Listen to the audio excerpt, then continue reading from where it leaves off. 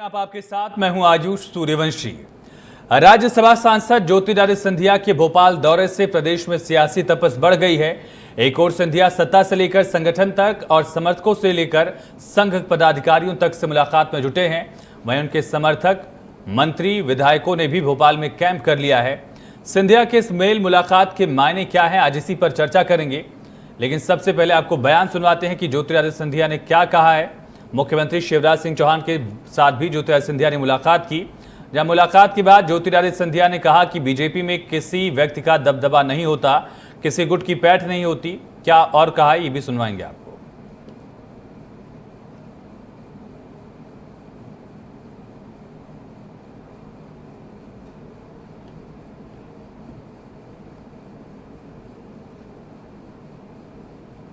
मैं भारतीय जनता पार्टी का कार्यकर्ता हूं। भारतीय जनता पार्टी का एक एक कार्यकर्ता और एक एक नेता मेरा है और मैं सभी का हूं। भारतीय जनता पार्टी में आप समझ लीजिए, अगर अभी तक नहीं समझे हैं, किसी व्यक्ति विशेष की पैठ नहीं होती, किसी गुट का पैठ नहीं होता, केवल संगठन होता है, सेवा भाव होता है। और जैसे नड्डा जी ने कहा, संगठन ही सेवा है, उसी आधार पर हम लोगों को आगे चलना है। और जो व्यक्ति इसको नहीं अपनाएगा वो ज़्यादा लंबा इस सेवा भाव संस्था में नहीं रह पाएगा। ज्योतिरादित्य सिंधिया का बयान सुना का बीजेपी में सत्ता नहीं बल्कि पार्टी ही सर्वोपरि है। लेकिन ज्योतिरादित्य सिंधिया जिस तरह से भोपाल पहुंचे केंद्रीय मंत्री प्रहलाद पटेल के साथ, और उसके बाद वीडी शर्मा के यहाँ लंच हुआ, वहाँ पर भी संगठन मंत्री, सह संगठन महामंत्री से मुलाकात की है उन्होंने। और ज्योतिरादित्य सिंधिया ने भले ही कह दिया हो कि पार्टी ही सर्वोपरि है, लेकिन इमरती देवी का बयान भी सामने आया। उनके जो समर्थक हैं वो हमेशा ये चाहते हैं कि सिंधिया को बड़ी जिम्मेदारी दी जाए। इसी पहलू को लेकर आपको एक रिपोर्ट दिखाते हैं। इस रिपोर्ट के जरिए समझिए कि आखिर ज्योतिरादित्य सिंधिया अगर भोपाल पहुंचे हैं, अगर लगातार मुलाकात कर रहे हैं, अगर केंद्रीय मंत्री प्रहलाद पटेल के साथ वो पहुंचे हैं, तो इस मुलाकात के मायने क्या हैं, उनके भोपाल पहुंचने के मतलब क्या है। रिपोर्ट देखिए। बीजेपी में सिंधिया कुछ भी करें, राजधानी भोपाल से लेकर दिल्ली तक नेताओं की सांसें थम जाती हैं। एक बार फिर सिंधिया भोपाल के दौरे पर हैं। बीजेपी और संघ के तमाम बड़े नेताओं से सियासी मेल मुलाकात कर रहे हैं। कयासों और चर्चाओं का दौर तेज है, लेकिन सिंधिया खुद किसी भी तरह की सियासी हलचल से इनकार करते हैं। आप हर चीज में राजनीति क्यों देखते हो? मेरे कोई पारिवारिक संबंध भी होते हैं ना, जिसके आधार पे मैं मिलने आता हूँ। हर चीज में आप लोगों को राजनीति क्यों देखते हो? कोई चीज मानवता भी तो होती है। प्रदेश की कोरोना का वातावरण के भी नियंत्रण रखने के लिए हम लोग कैसे और कुछ कदम उठा सकते हैं, उस पर भी तो हम लोग बात कर सकते हैं। सब चीज आप लोग पद के साथ और राजनीति से क्यों देखते हो?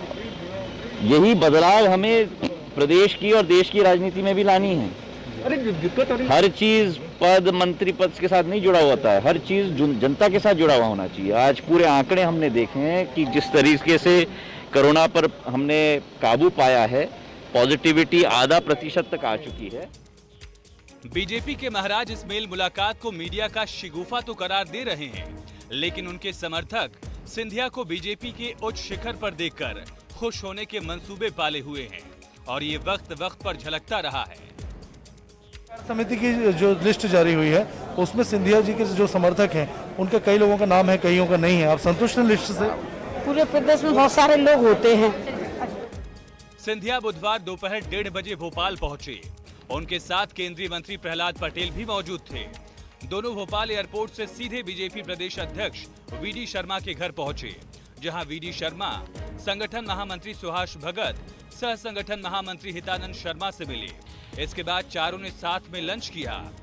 जाहिर है प्रहलाद पटेल की मौजूदगी में सियासी चर्चा भी हुई होगी, लेकिन वीडी इस चर्चा को सियासी नहीं मानते।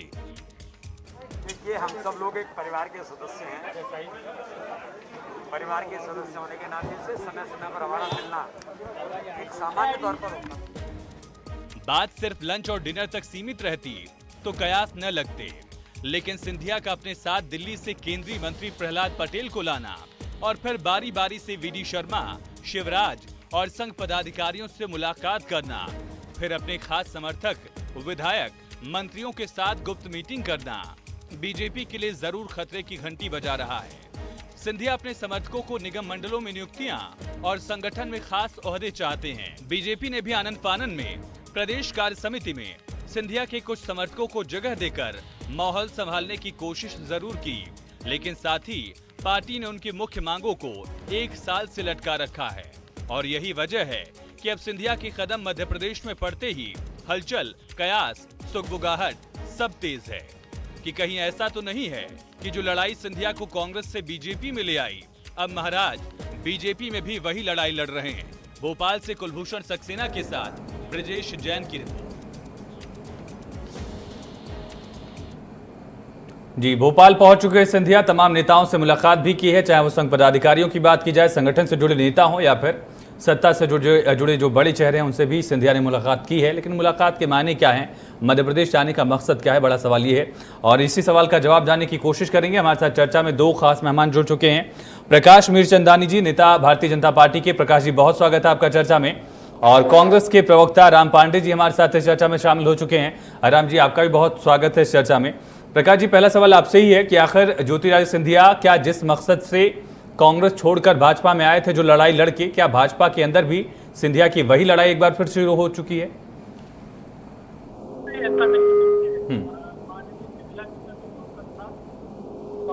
सेवा करना, प्रदेश को आगे बढ़ाना, प्रदेश में विकास की गति को आगे बढ़ाना, प्रदेश की जनता के लिए बहुत ऐसे संसाधन जुटाना।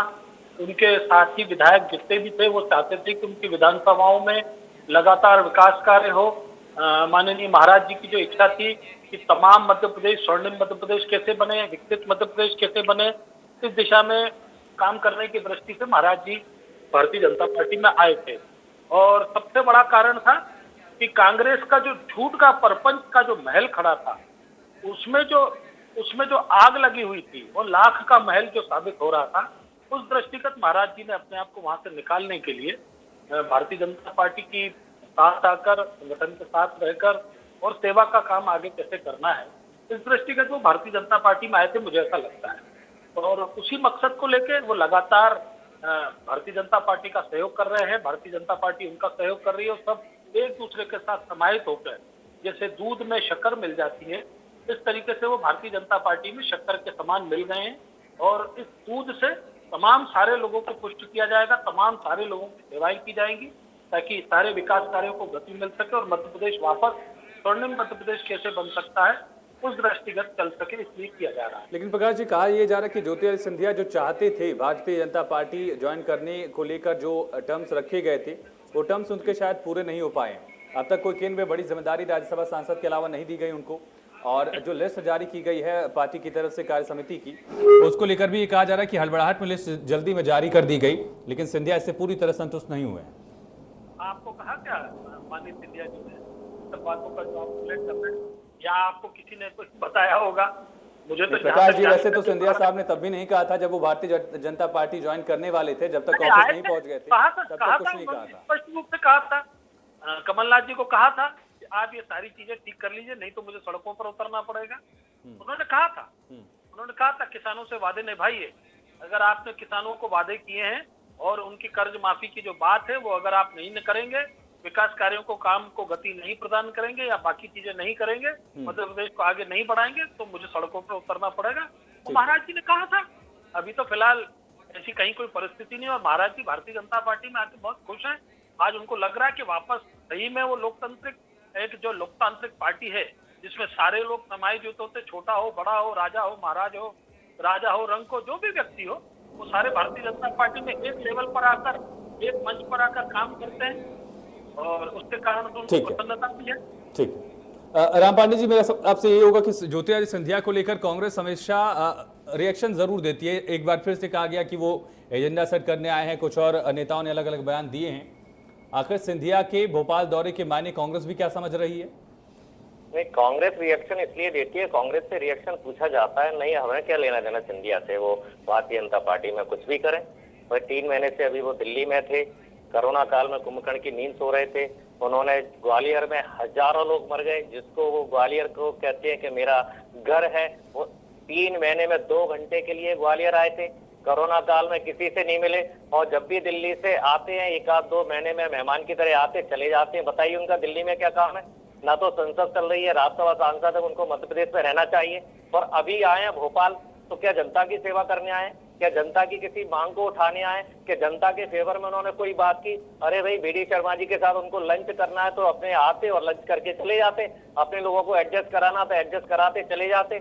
और जहां तक एडजस्टमेंट की बात है, सिंधिया जी के साथ जितने लोग गए थे सारे एडजस्ट हो गए।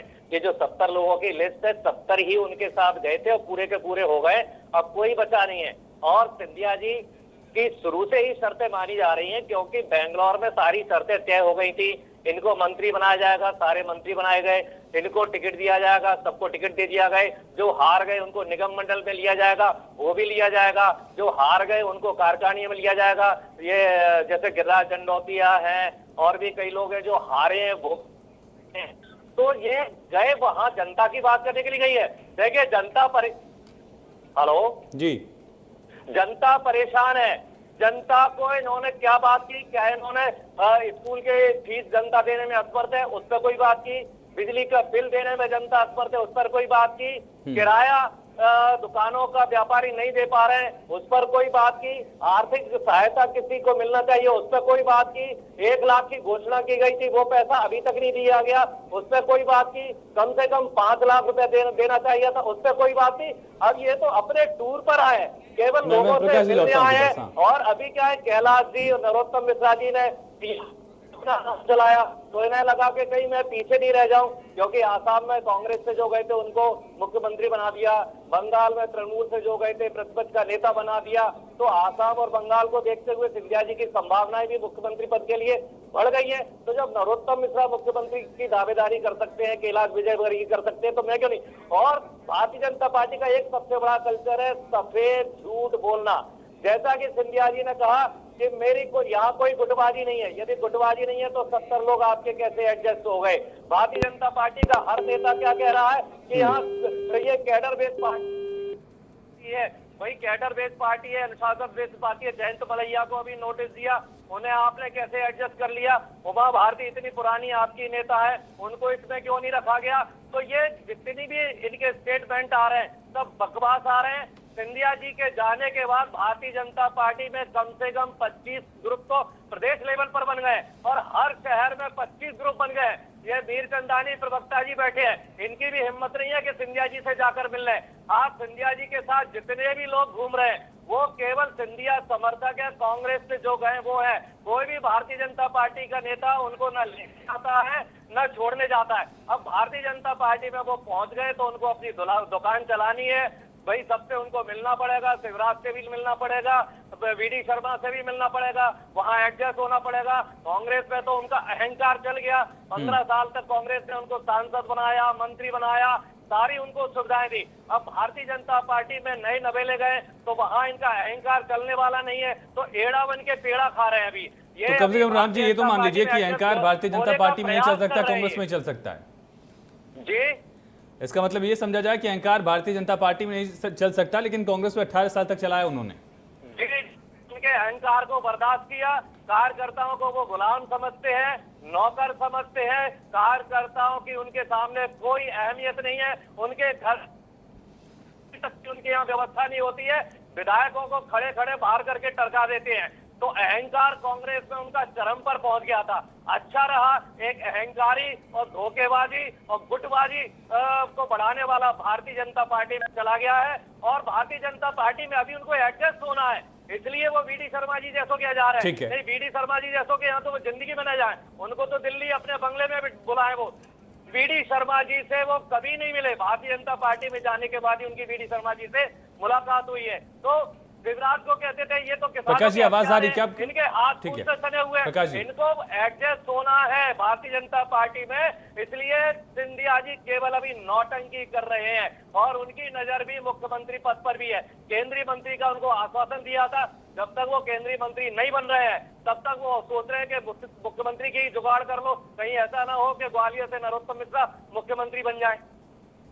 लेकिन राम जी सवाल ये कि अगर ऐसा होता भी है तो कांग्रेस से उसको कहां बढ़त मिलने वाली है? कांग्रेस की नजरें आखिर इस पर टिकी क्यों हैं?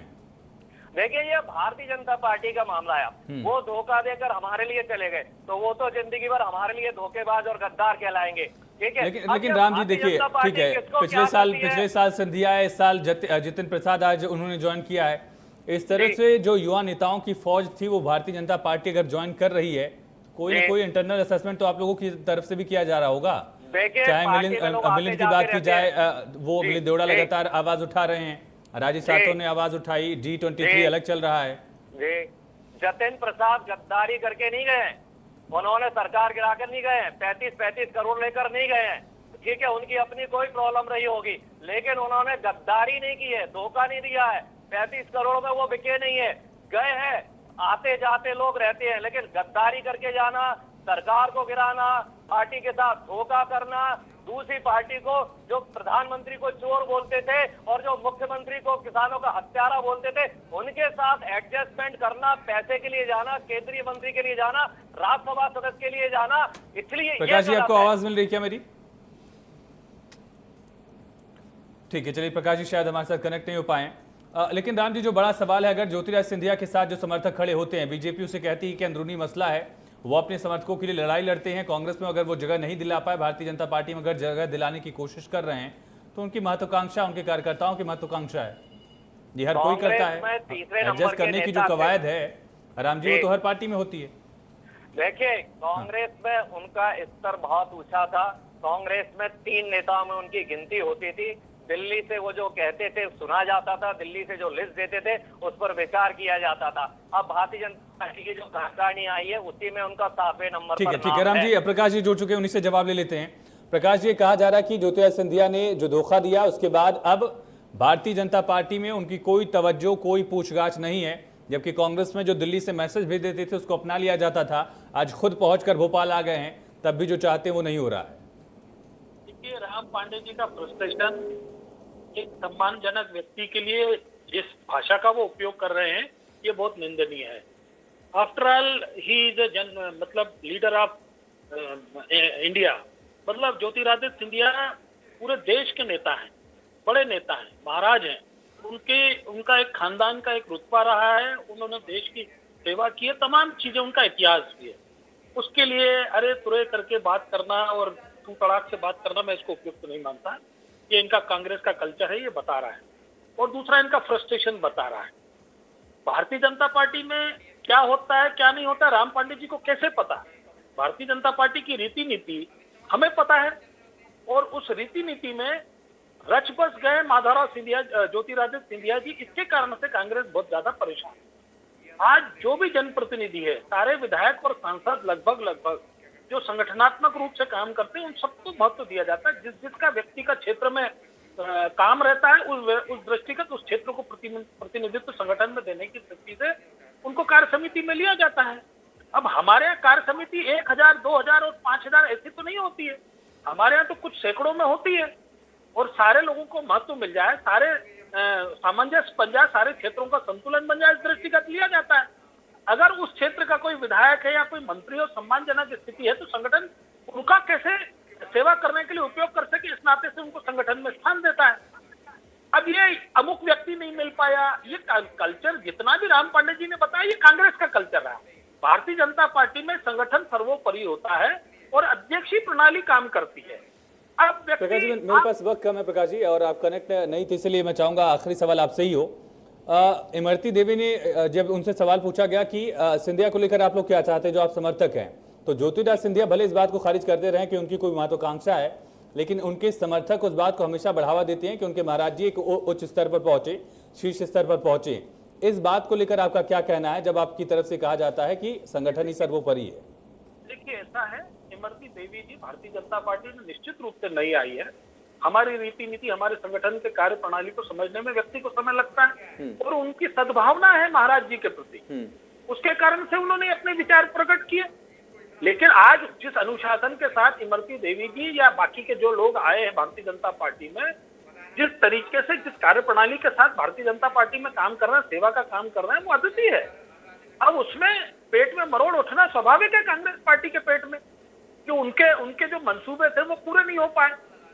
ये जिस तरीके से झूठ बोल के छल कपट करके जो सत्ता में आए थे, उसकी कलाई खुल गई और महाराज जी ने समर्थन वापस करवा दिया था। तो इस दृष्टिगत स्वाभाविक है कांग्रेस का परेशान होना, इसमें कोई नई बात नहीं है। चलिए राम जी 20 सेकंड दे पाऊंगा, वक्त मेरे पास कम है।